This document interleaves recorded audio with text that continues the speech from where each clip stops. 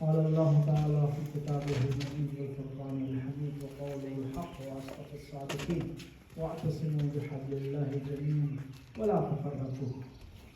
خدا تعالیٰ نے اپنے پاک کلام میں ہمیں ارشاد کرتے ہوئے حکم دیتے ہوئے کہا ہے کہ اللہ کی رسی کو مضبوطی سے تھامیں اور تفرقے میں مت.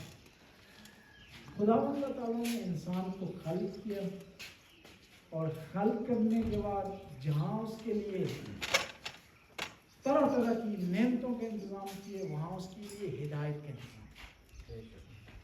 اور پہلے انسان کو ہادی بنانا, جہاں اس نے حکم دیا نماز پڑھی جائے, روزہ رکھا جائے, حج بجا لایا جائے, زکوٰۃ دی جائے, امر بالمعروف کیا جائے, نہی عن المنکر کی جائے, وہاں پر یہی حکم ہے کہ سارے انسان متحد ہو. خدا نے انسان کی ہدایت کے لیے 3 انتظام کیے. انبیاء بھیجے ہیں, کتابیں نازل کی ہیں, اور عقل سلیم سے نوازا ہے انسان, رسول ظاہری رسول باطنی. اور یہ جو انبیاء ہیں قرآن میں ان کے مقاصد کو بیان کرتے ہوئے قرآن کہہ رہا ہے ایک مقصد یہ ہے کہ وہ لوگوں میں وحدت ایجاد کریں, اتحاد ایجاد کریں, یونٹی ایجاد کریں.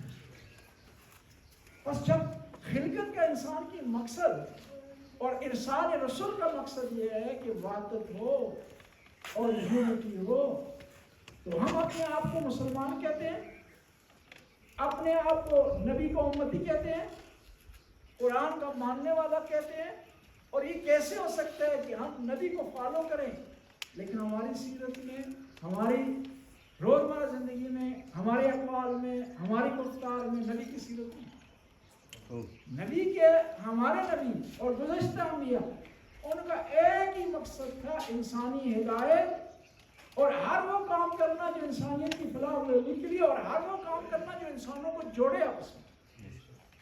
نبی کریم کی بارگاہ میں وہاں صحابہ کرام, کوئی یمن کا ہے, کوئی فارس کا ہے, کوئی مدینے کا ہے, کوئی مکے کا ہے, زبانیں نہیں ملتی, لہجے نہیں ملتے, قبیلے نہیں ملتے, لیکن ان کی ایک ہی شناخت ہے کہ وہ نبی کے عاشق. ان کی ایک ہی شناخت ہے کہ وہ نبی کے چاہنے والے ہیں. ورنہ وہ کہتے ہیں کہ میں یمن کا رہنا, وہ کہتے ہیں میں فلاں کا رہنا. سلمان فارسی ایرانی ہے, لہجہ نہیں ملتا, زبان نہیں ملتی, رنگ نہیں ملتا, لیکن پیغمبر فرماتے ہیں سلمان منا اہل البیت. واہ سبحان اللہ. یعنی ہمیں درس دے رہے ہیں کہ ہمیں یہ تفریق نہیں کرنی چاہیے کس قوم سے اس کا تعلق ہے, کس مذہب سے تعلق ہے. یہ دیکھیں یہ نبی کو امتی ہے, نبی کا مان.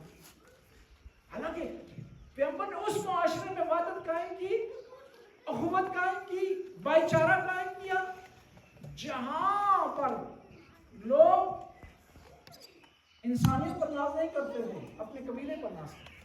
الحاکم التکاثر حتی زرتم المقابر, کثرت پر ناز کرتے تھے.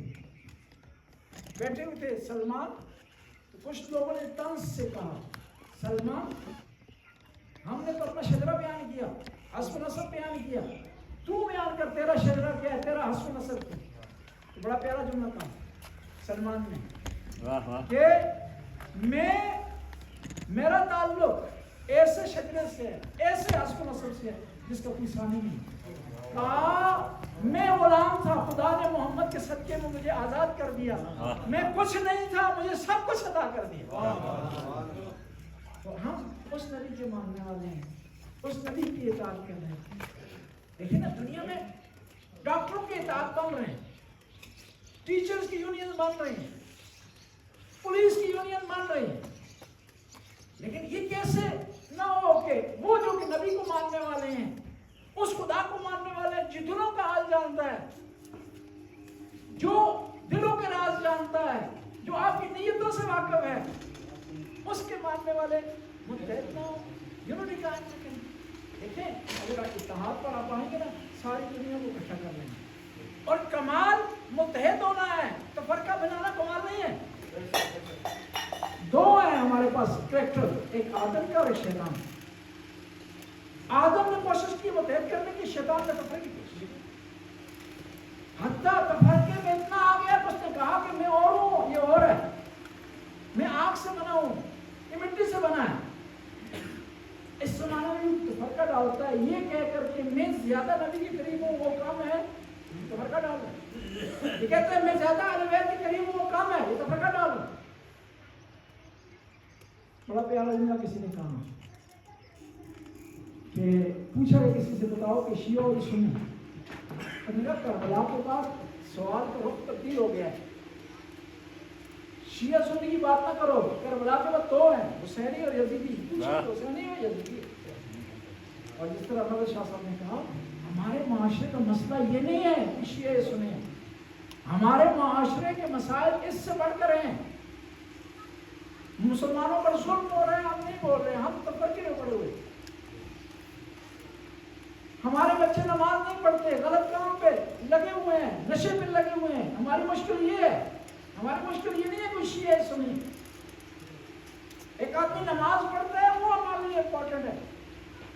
اس شیعہ کا کیا فائدہ جو صبح سے شام نشے میں رہتے, اور اس سنی کا کیا فائدہ جو نماز پڑھتا ہے لیکن اہل بیت سے محبت نہیں کرتا. ہمارا مشکل یہ ہے. ہماری غریب سے کسی نے پوچھا, وہ مانگنے کے لیے آیا نا, مانگنے میں بھی تعصب ہو گیا. حالانکہ وہاں عنوان مختلف ہے. وہاں عنوان اس کو خدا نے دیا, نعمت سے نوازا ہے, اس کو چاہیے خدا کی مخلوق کو دے دے. ٹھیک ادھر دیکھ, وہ پوچھنے لگا بتاؤ شیعہ اور سنی, مانگنے کے لیے آیا. چلو اس نے کہا سرکار بھوکا ہوں, بیٹھا ہوں, پیٹ میری جو خالی ہے, میرے پیٹ, مجھ سے نہ پوچھو کہ میں شیعہ اور سنی. بس ہم نے ایسی چیزوں کو اہمیت دینے کی کوشش کی ہے کہ جو امپورٹنٹ نہیں ہے. متحد جب ہوں گے نا تو اللہ کی رحمت کیا کرنا, اس کی برکتیں بھی اس کو آپ کرنا پڑے, اس کی مہمان بھی آپ کرنا پڑے. جب صحابہ کرام متحد ہیں آپس میں, جب آل بیت صحابہ کے ساتھ رہ رہے ہیں, پیار محبت کا رشتہ ہے, ہم کیوں نہیں کر سکتے. امام زین العابدین شیعہ مذہب میں ایک اتھارٹی ہیں, امام معصوم ہیں. ان کا قول, ان کا فعل, ان کی سکوت, ان کی تقریر شیعہ میں حدیث کا درجہ رکھتی ہے. کیا فرما رہے ہیں, آپ میرے نانا کے صحابی ہو, تم پر سجاد کا سلام. تم نے اس وقت میرے نانا کی مدد کی جب تم مدد کرنے والا. اگر کوئی آ کر صحابہ کی توہین کرتا ہے, اس نے صحابہ کی توہین نہیں کی, اس نے امام زین العابدین کی توہین.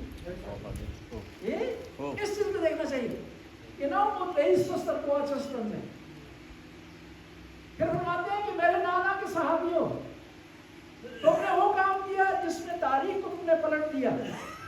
تم نے میرے نانا کی خاطر اپنے بھائیوں سے جنگ کی, اپنے رشتہ داروں سے جنگ کی, اپنے چاہنے والوں سے جنگ کی. تم نے میرے نانا کو ترجیح دی اور اپنے رشتہ داروں کو ترجیح دی. بس اگر ہم متحد رہیں, دشمن ہمارا کچھ نہیں. اگر آپ متحد ہو نا, ایک پاور بننے بڑی سے بڑی طاقت آپ کے سامنے جھک جائے. لیکن آپ تفرقے کا اگر شکار ہوں گے تو چھوٹے چھوٹے لوگوں کے سامنے آپ کو جھکنا پڑے. یہ دنیا کا قانون ہے, اس قانون پر اگر ہم چلیں گے کام ہوگا.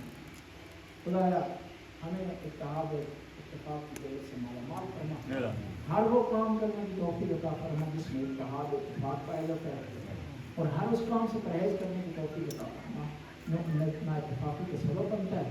حاضرین کی توفیقات میں اضافہ کر, رزق میں وسعت عطا, اولاد کو نیک اور صالح بنا, مرحومین کی مغفرت فرما. آخر میں مرحومین مرحومات کے لیے الفاتحہ مع الاخلاص والصلوات.